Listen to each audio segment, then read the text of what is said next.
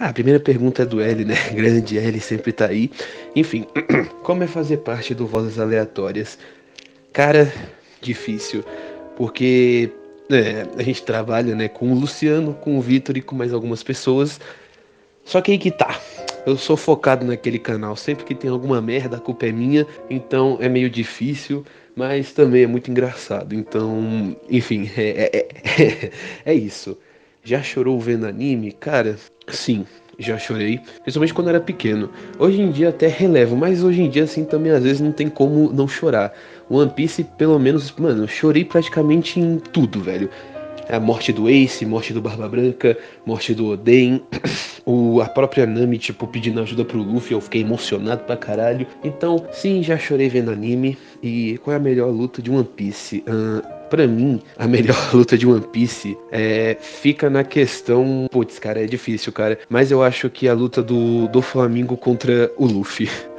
Eu sei que, tipo assim, muita gente pode preferir a do Katakuri, mas eu gosto bastante da luta do Luffy contra o do Flamengo, ainda mais porque foi lá que a gente teve praticamente. Assim, um arco de Dressrosa em si, né? A gente teve bastante coisa épica e acho que com certeza a cereja do bolo foi o Gear Forte, né, do Luffy, que ele mostrou pela primeira vez. E como não, como é que fala, terminar isso de uma maneira mais foda que uma King Kong Gun na cara do Doflamingo. Então, eu acho que essa foi a melhor luta de One Piece na minha opinião. Eu gosto bastante dela, todos os detalhes assim que teve na luta em si, tudo que o Luffy conseguiu mostrar e por aí vai. Então, pra mim essa é a luta que eu mais gosto em One Piece. Outra pergunta é do Máscara. Para você, o que um anime precisa para ser perfeito? Lógico que não existe um anime perfeito além de Boku no Pico, né? Claro que não, mano. Boku no Pico é. Nossa, é incrível aquele anime. Quem não assistiu, assista, porque, ó, maravilhoso. Então, eu acho que assim, é que, entre aspas, eu assisto mais só por assistir. Obviamente, eu analiso quando eu quero trazer algo pro canal, mas se eu fosse falar para que um anime pudesse ser perfeito, eu acho que, obviamente, a história é tipo um dos pontos mais altos, não só ele, mas o desenvolvimento de personagem, que obviamente a gente precisa de um personagem que, assim, sei lá, no início, vamos supor, ele é brincalhão, pai e tal, mas ao passar do tempo você vai vendo um pouco do amadurecimento dele, você vai vendo como ele muda, sabe? Essas pequenas coisas. Obviamente, o que eu acho assim, que não é que isso pode acontecer, mas que isso também pode acontecer em muitos casos. Que no caso é furo de roteiro. Eu sei que tem bastante coisa que, bastante obra que tem bastante furo de roteiro, mas assim, a galera curte pra caralho. E eu acho que pra uma obra ser perfeita, não teria que ter furo de roteiro, sabe? Tipo assim, obviamente ia ter um outro ali, mas sabe, é aquela coisa assim que você fica, tá, isso aqui é desse jeito. Mas aí o autor vai lá da obra e simplesmente, aquele furo de roteiro que tinha, ele simplesmente preenche, sabe? Então, enfim. Obviamente as lutas também, caso tenha lutas. E de tudo mais. Eu acho que para um anime ser perfeito precisa ter todos esses esqueminhas, todos esses básicos assim. E obviamente tem que ter um vilão foda, que morra de uma forma foda e não de uma forma merda, né? Porque, enfim, tem uns casos aí que, né? Enfim, vamos partir pra próxima. Mas é isso, eu acho que assim, para um anime ser perfeito, ele tem que ter uma história condizente, uma história coerente, uns personagens que, sabe, vão evoluindo, você sabe que eles estão evoluindo com o passar do tempo, um vilão que te causa medo, que sempre quando você vê ele, você sabe que ele vai fazer algo foda, e por aí vai. E obviamente, enfim, tudo isso junto e eu acho que dá um anime perfeito. Mais perfeito que Boku no Pico é impossível, mas enfim, vamos lá, vamos partir pra próxima. O nosso querido parceiro aqui, ó, Anima One Piece, é nóis. Quem é o mais fraco dos Mugiwaras? Leve em conta todas as habilidades e compare eles em X1, até o que foi mostrado no mangá. Essa é difícil. Vamos lá. É foda dizer isso porque eu acho que, por enquanto, o Mugiwara mais fraco, querendo ou não, é o nosso querido Tony Chopper. Eu sei, ele é um médico e tudo assim, a gente já viu bastante coisa dele, não vou mentir. No próprio arco dele, lá em Alabasta, a gente também viu ele em Water Server, barra Enies Love. No caso, mais barra Enies Love, né? Eu falei Enies Love. Enfim, mas é um amor mesmo. Mas, tipo assim, se a gente for comparar todos ali, Luffy, Zoro, Sandy, acho que nem preciso falar que, enfim, são super fortes. Brook, Robin e Frank também, tipo, são mega fortes, então ficaria no famoso trio medroso, né? O Jinbe eu vou deixar ele em outro lugar, em outro patamar, porque o Tritão aqui é brabo, velho. Ele não merece nem estar aqui, cara. O maluco é tão brabo que, enfim, ele tá ali, ó. Tá ali, ó. Só tá observando. Enfim, que no caso é o trio medroso. No caso, o Chopper, a Nami e o Usopp. Vamos lá. A gente sabe que o Usopp, né, por ele ser um humano e ser muito medroso, a gente sabe que ele não enfrenta as pessoas cara a cara, obviamente também porque ele é um atirador. Só que quando ele enfrenta, levando em conta todos os personagens que ele já derrotou, por assim dizer, eu acredito que ele ganha um pouco mais de posição. E tem a Nami, né, que agora, até o mangá, no momento aqui, ela tá com os Zeus no seu clima táctil. Mas assim, se a gente for pegar também em comparação, a Nami já derrotou bastante gente que, assim, eu acho que para um humano normal, né, vamos dizer assim, sem as habilidades dela, no caso, enfim, daquele jeitão dela, eu acho que também seria meio impossível. Então, eu acho que realmente o Tony Chopper é o Mugiwara mais fraco, mas calmou. Eu sei o que ele fez, eu sei os feitos que ele tem e eu sei do Monster Point. Só que eu vou mandar real. Pra mim o Monster Point foi o mais nerfado e é o que me deixa bastante triste. Porque eu quero que o Chopper ele tenha algo a mais. Eu quero que ele tenha aquela coisa assim que você olha e fala, caralho, velho, é isso, mano. E tipo assim, só que depois de Enies Lobby, quando ele entre aspas, domou a Monster Point, né, no caso depois do time skip, eu senti que ele ficou um pouco meio fraco. Eu senti que essas formas novas dele também são um pouco meio fraco. Vou mandar real, o Kung Fu Point, por mais que ele seja interessante, eu prefiro 1000 vezes o Army Point, tá ligado? Que ele fica com os bração bombados lá e tal. Eu prefiro as formas antigas dele. Eu acho que ele era mais forte antigamente. Hoje em dia ele tá mais ou menos, então eu acho que analisando num todo, sim, o Chopper ele é o mais fraco. Jinbe é mais forte que Sandy. Avalie as habilidades e feitos dos dois. Então, né? Vamos lá, Jinbe e Sandy. Com certeza, sem dúvidas, eu acho que o Jinbe, ele já é, tipo, mais forte que o Sandy. Mas vamos lá. Analisando tudo que a gente viu desde o Don Krieg, né? Que foi quando o Sandy entrou. A gente sabe que o Sandy, ele é forte pra caralho. Por mais que ele não tenha totalmente, vamos dizer assim, toda aquela parada de super soldados lá do Judge e tal, ele ainda tem o sanguinho, mas não é aquela quantidade extrema que a gente vê, tipo, o número 1, 2, 3 e se eu não me engano, acho que era 0. O 3 não, foi mal, o 3 é o Sanji, né, cara, é o 4. Enfim, por mais que eles não tenham, ele treinou com o Zef, perna negra, né? Perna negra não, perna vermelha, meu Deus, tá fugindo os nomes. E a gente sabe que ele, por ali, já continuou com as próprias habilidades dele depois, criando assim a Diablo Jumbo, que ele derrotou até o cara lá, o lobo lá de Enies Lobby, né, que eu esqueci o nome dele, e por aí vai.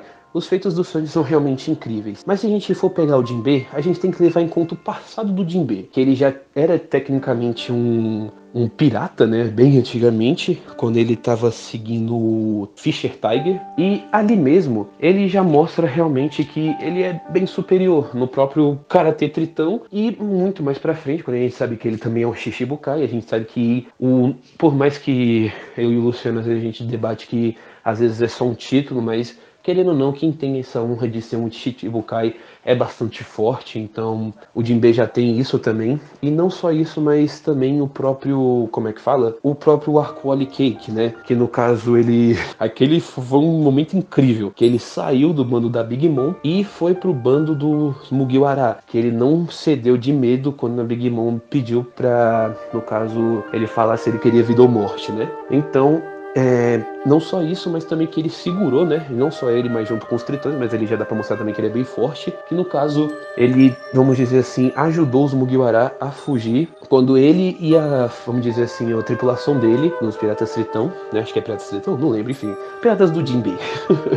Quando eles, como é que fala? Seguraram a frota da Big Mom, vamos assim dizer. Então, levando em conta todos esses feitos e o Sanji também, que ele ganhou aquele boost, né, com o novo traje dele, eu acho que sim, realmente, que nem você disse aqui, o Jinbe ele é sim mais forte que o Sanji, mas vamos ver, né, porque eu acho que agora o Sanji, talvez ele mostre algo a mais nesse arco, né, afinal de contas ele tá contra o Queen, e o Jinbe tá lá contra o Hus, né, acho que esse era o nome dele. Se não for, o Luciano vai colocar aqui na tela como é que é. Vamos lá, próxima pergunta do Larry Alagosta. Esse cara aí é foda, é bombado demais, enfim. Vejo várias dublagens no canal Vozes Aleatórias, e algumas nesse canal também. Como vocês começaram nesse mundo de redub e fandub, e por que começaram? Vamos lá. O Vitor, bom, vocês conhecem o Vitor, obviamente, ele sempre gostou de dublagem, eu sempre gostei de dublagem, a gente sempre vivia debatendo sobre isso. Nessa época eu não conhecia o Luciano. Só depois que o Vitor conheceu o Luciano, depois que eu fui lá pra casa dele, eu conversei com o Luciano também, a gente viu que tecnicamente nós três tínhamos o mesmo sonho, tá ligado? Vamos dizer assim.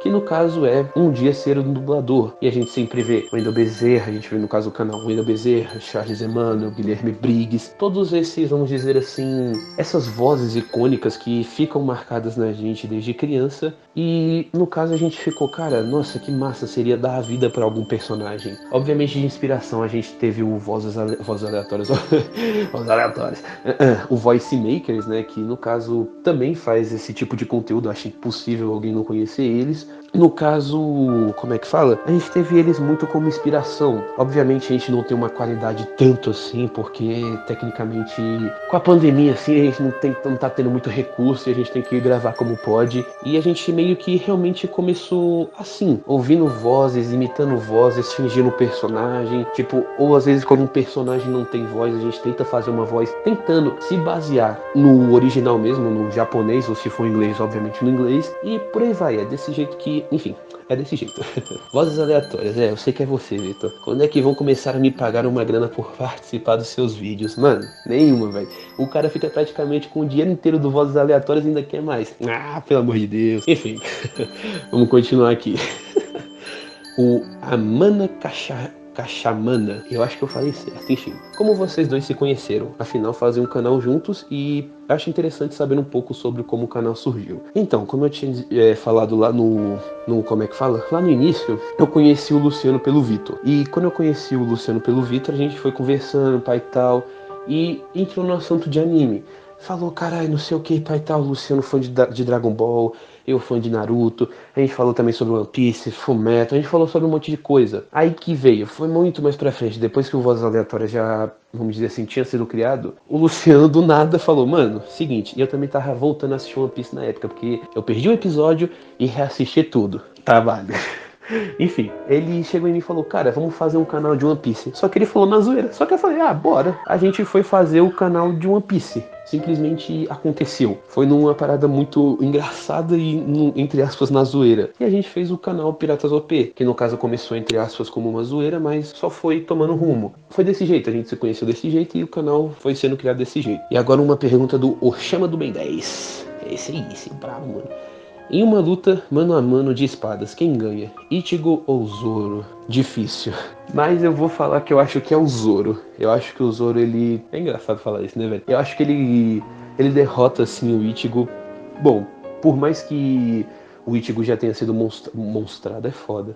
Mostrado todo um potencial dele, toda uma coisa, assim, que... Caralho, é um Mangetsu...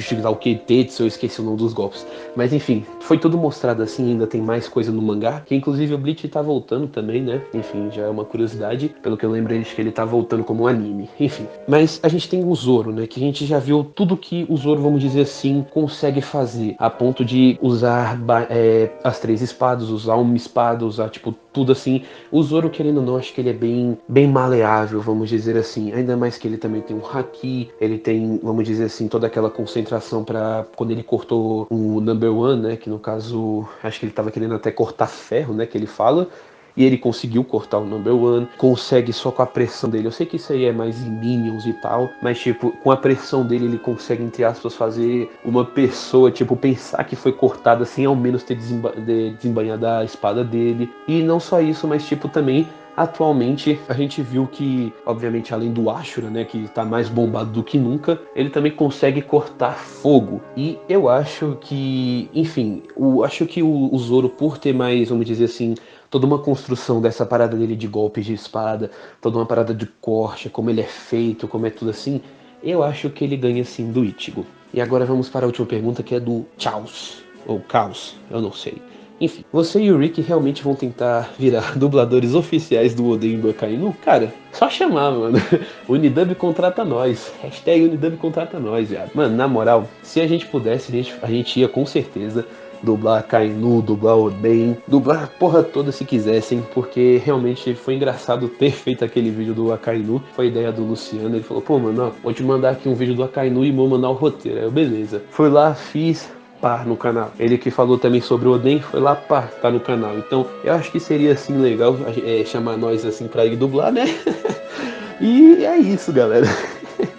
Enfim, né, acho que o vídeo vai ficar por aqui, acho que eu consegui responder tudo. Enfim, é nóis.